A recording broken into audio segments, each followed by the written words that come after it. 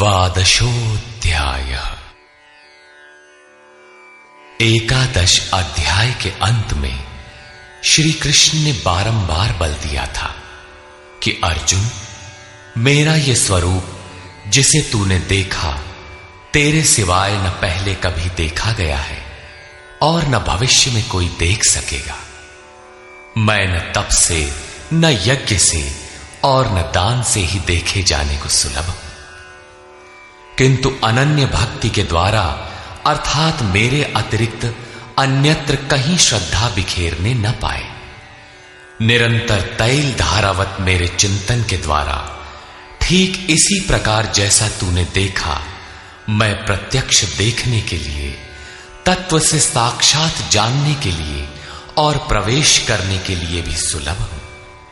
अतः अर्जुन, तू निरंतर मेरा ही चिंतन कर, भक्त बन। अध्याय के अंत में उन्होंने कहा था, अर्जुन, तू मेरे ही द्वारा निर्धारित किए गए कर्म को कर, मत परमः, अपितु मेरे परायण होकर कर। अनन्य भक्ति ही उसकी प्राप्ति का माध्यम है।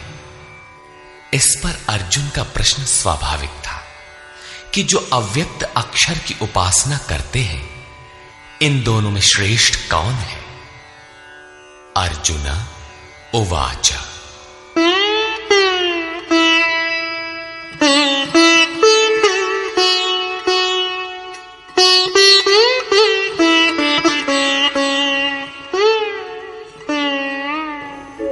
एवं सततयुक्ता ये भक्तास्त्वां पर्युपासते, ये चाप्यक्षरमव्यक्तम् तेषां के योगवित्तमाः।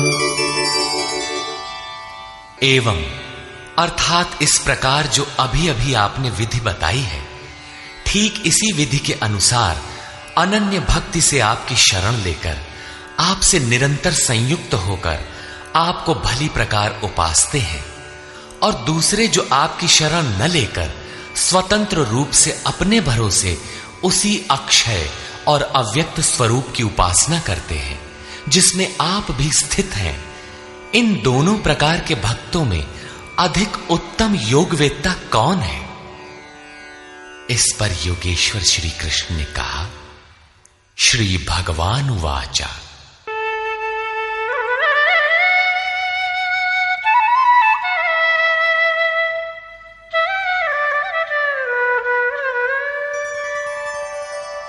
मय्यावेश्य मनो ये मां नित्ययुक्ता उपासते, श्रद्धया परयोपेता ते मे युक्ततमा मता। अर्जुन, मुझ में मन को एकाग्र करके निरंतर मुझसे संयुक्त हुए जो भक्तजन परम से संबंध रखने वाली श्रेष्ठ श्रद्धा से युक्त होकर मुझे भजते हैं, वे मुझे योगियों में भी अति उत्तम योगी मान्य हैं।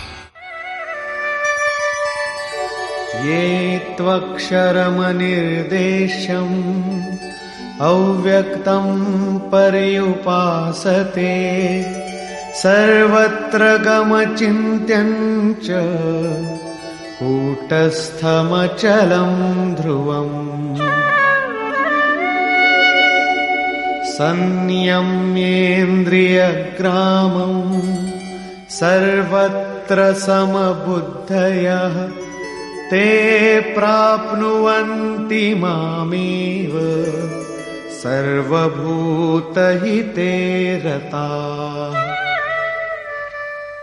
जो पुरुष इंद्रियों के समुदाय को भली प्रकार संयत करके मन बुद्धि के चिंतन से अत्यंत परे सर्वव्यापी अकथनीय स्वरूप सदा एक रस रहने वाले नित्य अचल अव्यक्त आकार रहित और अविनाशी ब्रह्म की उपासना करते हैं, संपूर्ण भूतों के हित में लगे हुए और सब में समान भाव वाले वे योगी भी मुझे ही प्राप्त होते हैं।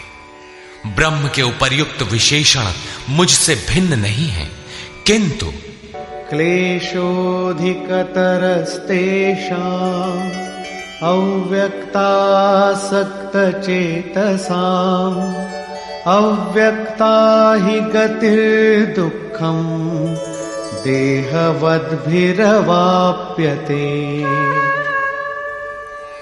उन अव्यक्त परमात्मा में आसक्त हुए चित्त वाले पुरुषों के साधन में क्लेश विशेष है, क्योंकि देहाभिमानियों से अव्यक्त विषयक गति दुखपूर्वक प्राप्त की जाती है। जब तक देह का भान है तब तक अव्यक्त की प्राप्ति दुष्कर है। योगेश्वर श्री कृष्ण सद्गुरु थे। अव्यक्त परमात्मा उनमें व्यक्त था। वे कहते हैं कि महापुरुष की शरण न लेकर जो साधक अपनी शक्ति समझते हुए आगे बढ़ता है कि मैं इस अवस्था में हूं, आगे इस अवस्था में जाऊंगा, मैं अपने ही अव्यक्त शरीर को प्राप्त होऊंगा, वो मेरा ही रूप होगा, मैं वही हूं, इस प्रकार सोचते प्राप्ति की प्रतीक्षा न करके अपने शरीर को ही सोहम कहने लगता है। यही इस मार्ग में सबसे बड़ी बाधा है। वो दुःखालियम अशाश्वतम में ही घूम फिर कर खड़ा हो जाता है। किंतु जो मेरी शरण लेकर चलता है वो